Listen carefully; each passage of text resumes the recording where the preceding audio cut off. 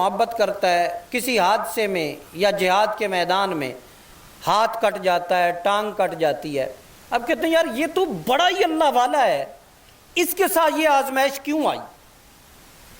دیکھیں یہی ایک سمجھنے کی بات ہے۔ یہ اللہ، میں کسی سے کوئی تحفہ خوشی سے لیتا ہوں نا، یا کسی سے اعتماد کر کے محبت کر کے کوئی چیز مانگتا ہوں تو اس سے میرا رشتہ ہے، اس سے میرا محبت کا تعلق ہے، تب میں اس سے دے بھی رہا ہوں، اس سے لے بھی رہا ہوں۔ اب اللہ نے کسی کے بازو کو یا کسی کی آنکھوں کو، کسی کی ٹانگیں قربان ہوتی ہیں، نبینا شخص کے بارے میں کہ اللہ پاک نے جس سے آنکھیں لے لیں اور اس نے آنکھیں قربان کرنے پہ اللہ پہ راضی ہے، اللہ اس کے لیے جنت کا فیصلہ فرما دیتا ہے۔ کہتے ہیں فرعون کے سر میں درد نہیں ہوتا تھا، کبھی بخار نہیں ہوا، کبھی کمزور نہیں پڑا، اللہ کا دشمن تھا، انا ربکم الاعلیٰ کہتا تھا۔ تو ضروری نہیں ہے کہ اللہ اپنے دوستوں کو تکلیف نہ دے، اللہ اپنے دوستوں پر آزمائشیں بھیجتا ہے، اور وہ جب ہر آزمائش میں پوری محبت سے سرشار ہو کر اللہ کا نام لیتے ہیں، آسمان جھوم اٹھتا ہے۔ حضرت ایوب علیہ السلام نے صبر کیا، بہت خوبصورت تھے، بیویاں تھیں، اولاد تھی، بہت دولت مند تھے، دولت گئی، اولاد گئی، بیویاں جانا شروع ہوئیں تو بیویاں فوت ہوتے ہوتے ایک بیوی رہ گئی، اور پھر جسم پر بیماری لگنا شروع ہوئی، اور وہ بیماری بڑھتے گئی، ٹانگوں سے معذور ہوئے، ہاتھوں سے معذور ہوئے، اٹھنے بیٹھنے چلنے پھرنے سے معذور ہو گئے، اور بیماری اس حد تک پہنچی کہ بیماری کا اثر زبان پر جب آیا تو تب حضرت ایوب علیہ السلام کے آنسو نکل آئے۔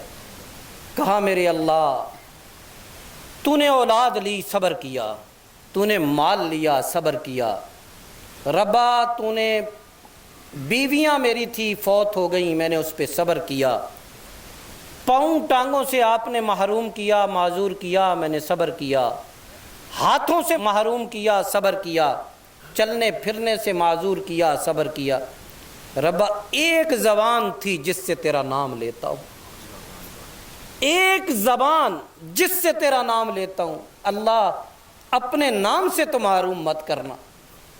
تو کہتے ہیں کہ اہلیہ انہیں اٹھا کر لے کر گئی رفع حاجت کے لیے، تنہائی میں جنگل میں چھوڑا، تو یہ حالت دیکھ کر کچھ لوگ تانا زنی بھی کرنے لگے، رشتہ داروں میں سے کہنے لگے کہ ایوب سے کوئی خطا ایسی سرزد ضرور ہوئی ہے کہ اللہ نے سب کچھ اس سے لے لیا ہے، تو دل پہ اور تکلیف گزری تھی۔ اس پریشانی کے عالم میں اللہ پاک کی رحمت متوجہ ہوئی، وہ بھی اللہ کی رحمت تھی۔ ایک بات یاد رکھنا، میں اور آپ بہت کمزور لوگ ہیں، بار بار اس بات کو عرض کرتا ہوں کہ بہت کمزور ہے۔ خدا کی قسم جب اللہ ہم پہ تکلیف بھیجتا ہے، تھوڑا تھوڑا تو ایمان ہے نا، تو پھر ہم کس کا نام لیتے ہیں؟ اللہ کا۔ اللہ یہ تکلیف بھی ہمیں اپنی ذات کے ساتھ جوڑنے کے لیے بھیجتا ہے۔ اگر ساری خوشیاں ہی دے دے تو ہم تو سرکش ہو جائیں، سرکش، اور اللہ بے نیاز ہے، اللہ الصمد۔ فرعون، کہتے ہیں فرعون کے سر میں درد نہیں ہوتا تھا، کبھی بخار نہیں ہوا، کبھی کمزور نہیں پڑا، اللہ کا دشمن تھا، انا ربکم الاعلیٰ کہتا تھا۔ تو ضروری نہیں ہے کہ اللہ اپنے دوستوں کو تکلیف نہ دے، اللہ اپنے دوستوں پر آزمائشیں بھیجتا ہے، اور وہ جب ہر آزمائش میں پوری محبت سے سرشار ہو کر اللہ کا نام لیتے ہیں، آسمان جھوم اٹھتا ہے۔ فرشتوں کے سامنے، یہ جو میں کئی دفعہ حدیثیں پیش کی ہیں کہ فرشتوں سے اللہ پوچھتا ہے، یقین مانی اللہ جانتا ہے، لیکن اللہ اپنی اس محبت کا اظہار فرشتوں کے سامنے فرماتا ہے۔ جو بندہ مومن اللہ کی ذات کے ساتھ اس کی محبت دیا بھی اسی نے. وَلَنَبْلُوَنَّكُمْ بِشَيْءٍ مِّنَ الْخَوْفِ وَالْجُوعِ وَنَقْصٍ مِّنَ الْأَمْوَالِ وَالْأَنفُسِ وَالثَّمَرَاتِ وَبَشِّرِ الصَّابِرِينَ. اللہ فرماتے ہیں کہ میں جب بندہ مومن کو آزماتا ہوں، امن تھا تو خوف بھیج دیا، تب بھی اللہ اللہ. ٹھیک ہے، دسترخوان سجے ہوئے تھے، آج خشک روٹی کے ٹکڑے نہیں مل رہے، تب بھی الحمدللہ اس کی زبان سے نکل رہا ہے. اس کے کھیت و کھلیان ہرے بھرے تھے، آج سب کچھ اجڑ گیا، لیکن نام پھر بھی اللہ کا لے رہا ہے. اولاد تھی لے لی، پھر بھی نام اللہ کا لے رہا ہے. مال و متاع لٹ گیا، تب بھی نام اللہ کا لے رہا ہے. وَبَشِّرِ الصَّابِرِينَ. اللہ فرماتا ہے کہ بندہ مومن اس پوری چکی سے پس کر بھی نکلتا ہے تو تب بھی میرا نام لیتا ہے. جو میرا بندہ ہے وہ میرا نام لیتا ہے. الذین اذا اصابتہم مصیبہ، جب اس کے سر پر مصیبت کی بجلیاں کڑکتی ہیں، جب اس کے سر پہ مصیبت کے بادل برستے ہیں، جب اس کے سر پر مصیبتوں، مشکلات اور پریشانیوں کی ژالہ باری ہوتی ہے. وَبَشِّرِ الصَّابِرِينَ الَّذِينَ إِذَا أَصَابَتْهُمْ مُصِيبَةٌ قَالُوا إِنَّا لِلَّهِ وَإِنَّا إِلَيْهِ رَاجِعُونَ. اللہ فرماتے ہیں کہ أُولَٰئِكَ عَلَيْهِمْ صَلَوَاتٌ مِّن رَّبِّهِمْ وَرَحْمَةٌ. اللہ پھر ان پہ اپنی رحمتیں بھیجتا ہے، اللہ ان پہ اپنی رحمتیں اتارتا ہے جس نے صبر کرنا سیکھ لیا. کہ ایک حکایت ہے کہ ایک شخص اللہ والا تھا، جنگل میں رہتا تھا، آبادی اس علاقے کی اکثر جنگل میں تھی. کوئی ایک گدھا، ایک کتا، ایک دو مرغ، اس طرح کے جانور تھے اس کے. تو یہ سب جانور، پہلے مرغ گئے، گھر والے سر پکڑ کے بیٹھے تھے، پھر اس کا جو ہے وہ کتا مر گیا، گدھے کو بھیڑیے نے چیر پھاڑ دیا. تو گھر والے پریشان ہوتے تو وہ اللہ والا کہتا کہ دیکھیں اللہ نے اس میں خیر رکھی ہوگی، اللہ میرے ساتھ غلط نہیں کرتا، اللہ نے ضرور خیر رکھی ہوگی. ایک دن جنگل میں ڈاکوؤں کا ایک لشکر نکلا جو ہر گھر میں داخل ہوا، لوٹ مار کی، اور بندے وہ جنگل میں جانوروں کی آواز سن کر گھروں کو پہچانتے اور جاتے اندھیرے میں. تو اس گھر میں کوئی جانور نہیں تھا، گھر بچا رہا. اب پوری بستی کی لوٹ مار ہوئی، وہ گھر بچ گیا. دوسرے دن وہ اللہ والا کہنے لگا کہ دیکھو ہمارے چند جانور لے کر، چند چیزیں لے کر اللہ نے ہم سب کو محفوظ رکھا ہے. اللہ کی حکمتیں، اللہ کچھ لے رہا ہے تو حکمت ہے، اور اللہ کی حکمت پہ کوئی سوال نہیں ہے. اللہ کی حکمت پر کوئی سوال نہیں ہے. اللہ نے جو لیا ہے بندہ مومن کے لیے. میرا رب ہم سے ناانصافی نہیں کرتا، میرا رب ہم سے ظلم نہیں کرتا. تو کوئی چیز ایسی ہے جو میرے گھر تک آئے گی، مجھ تک آئے گی، یا مجھ سے جائے گی، آنے پر میں شکر کروں اور جانے پر صبر کروں. کبھی کوئی پہلی جو چیز ہمیں اس رویے سے حاصل ہوگی وہ دنیا کی سب سے قیمتی چیز ہے. اس رویے پر جو سب سے بڑی چیز مجھے اور آپ کو حاصل ہونی ہے وہ سب سے قیمتی چیز ہے، اور وہ ہے سکون. وہ ہے سکون. جس نے صبر کرنا سیکھ لیا، جس نے شکر کرنا سیکھ لیا، ضرور اللہ اس کی اس کوٹھڑی میں سکون ڈال دے گا. اور یقین مانیے سکون کی کوئی قیمت نہیں. اربوں روپے رکھنے والوں کو نیند نہیں آتی تو سکون ہے؟ پھر اربوں روپے کا کیا فائدہ؟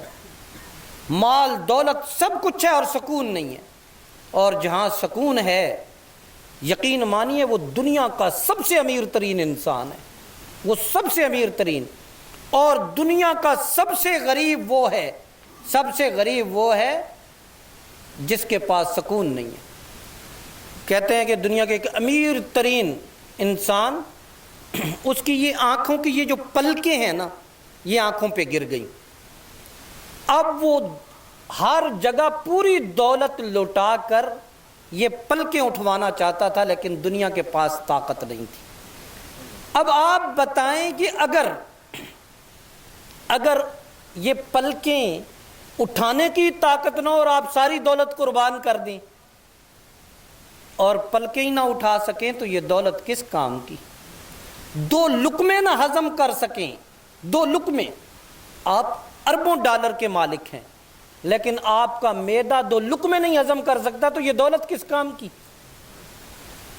بولیں، مطلب دیکھیں اللہ پاک نے جو یہ سکون دیا ہے، اگر کچھ لیتا ہے اللہ تو صبر ہے، اور کچھ دیتا ہے اللہ تو شکر ہے، اور ان دونوں رویوں کی بدولت حاصل کیا ہوتا ہے؟ سکون حاصل ہوتا ہے۔ یہ تو دنیا کی سب سے کم ترین چیز ہے جو اللہ عطا فرما رہا ہے۔ تو میرے بھائیو، یقین مانے اللہ نے اہل ایمان کے ساتھ، کوئی بھی اہل ایمان کے ساتھ اللہ کی طرف سے زیادتی نہیں ہوتی ہے۔ ایک مومن ہے، اللہ سے محبت کرتا ہے، کسی حادثے میں یا جہاد کے میدان میں ہاتھ کٹ جاتا ہے، ٹانگ کٹ جاتی ہے، اب کہتے ہیں یار یہ تو بڑا ہی اللہ والا ہے، اس کے ساتھ یہ آزمائش کیوں آئی؟ دیکھیں، یہی ایک سمجھنے کی بات ہے۔ یہ اللہ، میں کسی سے کوئی تحفہ خوشی سے لیتا ہوں نا، یا کسی سے اعتماد کر کے محبت کر کے کوئی چیز مانگتا ہوں تو اس سے میرا رشتہ ہے، اس سے میرا محبت کا تعلق ہے، تب میں اس سے دے بھی رہا ہوں، اس سے لے بھی رہا ہوں۔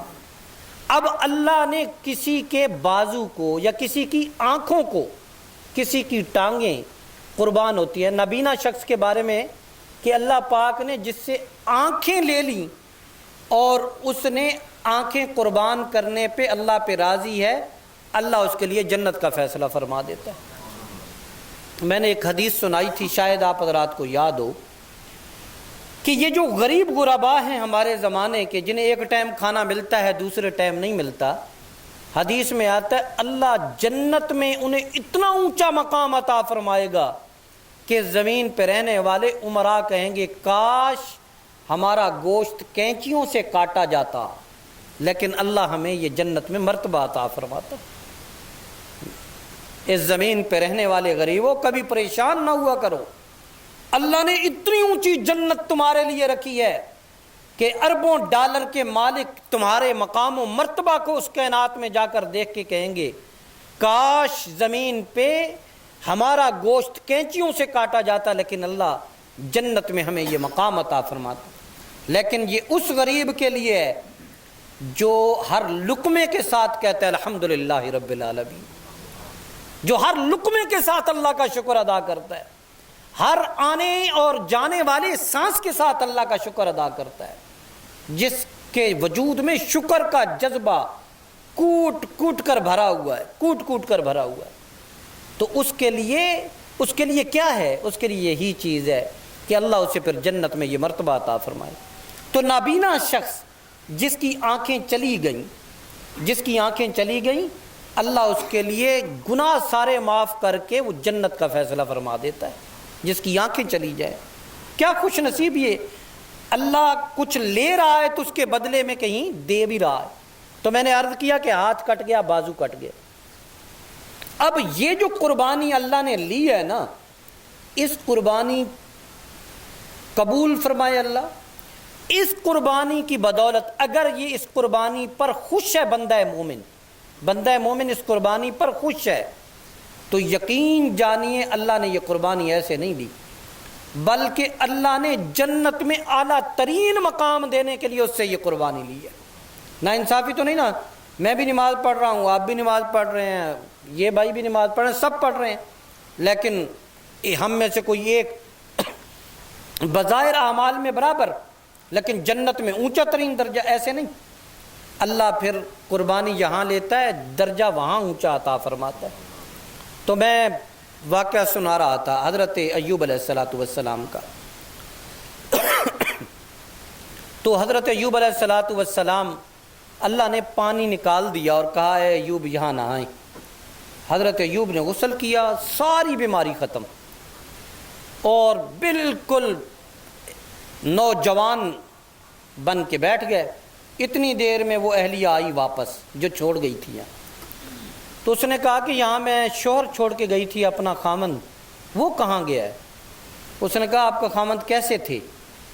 حضرت ایوب تو سمجھ رہے تھے، فرمایا آپ کے خامند کیسے تھے؟ ان کا جب ان کی جوانی تھی تو بالکل آپ جیسے تھے، جب جوانی تھی تو بالکل آپ جیسے تھے۔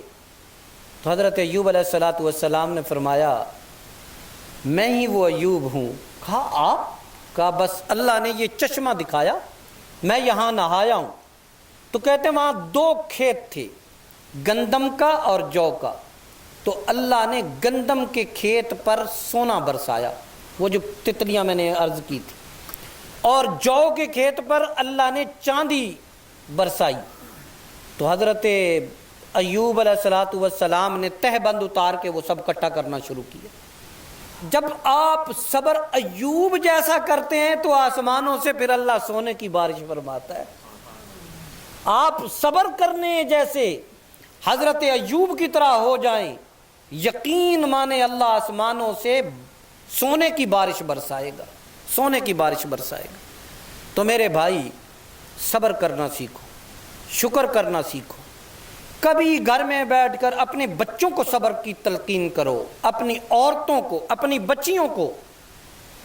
یہ جو ہماری ماؤں بہنوں میں یہ ایک بہت بری سی عادت ہے کہ الماری پوری کپڑوں کی بھری پڑی ہوگی، کہیں گے کہ پہننے کا ایک سوٹ بھی نہیں ہے، ایک سوٹ بھی، ساری زندگی بیچارہ شوہر ایڑیاں رگڑے گا، کہے گا تو نے آج تک میرے لیے کیا کیا ہے؟ ناشکری۔ حدیث میں یہ آتا ہے کہ عورتیں 2 وجہ سے سب سے زیادہ جہنم میں جائیں گی، ایک غیبت کی وجہ سے، ایک ناشکری کی وجہ سے۔ تو کتنے کپڑے پڑے ہوں گے، کہیں گے کوئی سوٹ، یہ تو ابھی وہ فلاں کی شادی پہ پہنا تھا، اب یہ کون سا پہننے والا ہے، اب تو میں نے یہ نہیں پہننا، وہ تو سب نے دیکھا تھا۔